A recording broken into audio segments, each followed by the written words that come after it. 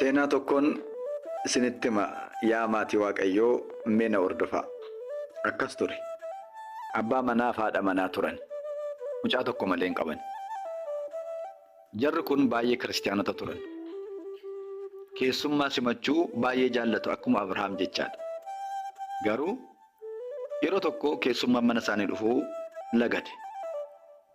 Hin cinqamani keessummaan mana keenya dhufuu maa baqatee maa lagatee jedhanii. Utuma waa'ee kanaa yaaddaa jiranii manni isaanii rukutame. Gaafa rukutamu gammadanii keessummaa dhufe fakkaata jedhani. Yommuu kana abbaan manaadhaa natu banaa jedhe. Haati warraa immoo lakki natu bana malee jedhe. Mucaan natu banaa jedhe.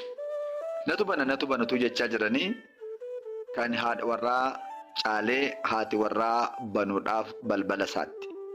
Gaafa isaattu maanguddoo nama sadiitu balbala dura dhaabata.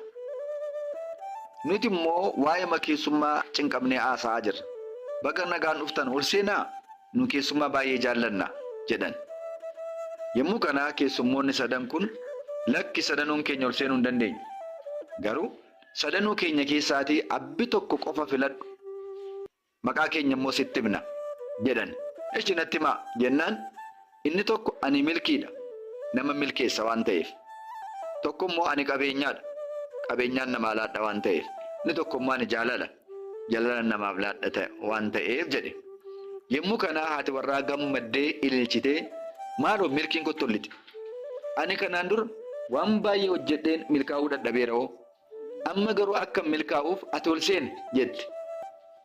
Abbaan warraa immoo waa'uu hin ta'u. Ani qabeenya horachuudhaaf baay'een dadhabaa ture. Horachuu hin dandeenye qabeenya olalitu malee jedhe. Yommuu kana haati warraa milkii jette abbaan warraa qabeenya jedhe lachin sana ololuu jalqaban kankoo caalaa. Yommuu kana keessummoonni kun egaa immoo dura olii galaaka jedhanii sokkuu ka'an. Mucaan taa'ee isaan taajjabaa jiru amma abbaa harmee na dhaggeeffadhaa. Isin lachanuun keessan waan ololtaniif gidduu keessanii jaalalli waan dhibeef amma dhaqeen jaalala simadhee fidan. Qo'aa jedhee sadan isaanii keessaa jaalalli kottuu ol seenii jedhe. Gaafa jaalala simatanii jaalala faana maaltu ol seenee milkiin hin seenee qabeenyasnis ni seene. Lafa jaalalli jiru nagaatu jira. Lafa nagaan jiru waaqayyotu jira. Lafa waaqayyo jiru waan hundumaatu jira waan ta'eefi jechaadha. Galanni waaqayyoof haa ta'u. Egaa yaa maatii waaqayyoo hamma jiraattan keessatti jaalalaaf iddoo kennaa. Jaalalli hundarra ni caala.